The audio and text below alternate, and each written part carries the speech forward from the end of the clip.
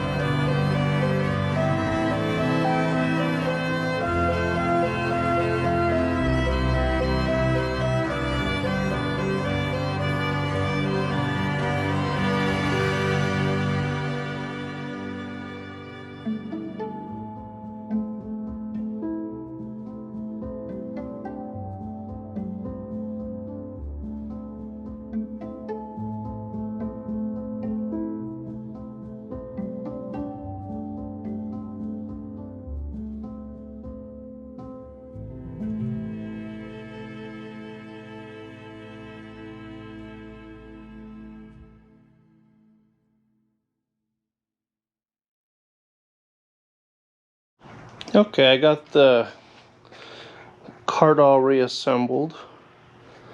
I was having some issues with my shade not working right, so I just wanted to get it done quickly. So I didn't really do full weld anywhere, but really chunky tack welds, and even those tack welds are more than enough. And then I welded on some S-links onto both sides of the thing to hold the chain in place. So I think it came out pretty well. There's a spot here so I can stick a second tank if I want, and I left enough slack when I cut the chain that it's accompanying that. Overall, I've been pretty happy with the table. Seems to be working well. Same with the welder. So yeah, that's this stuff.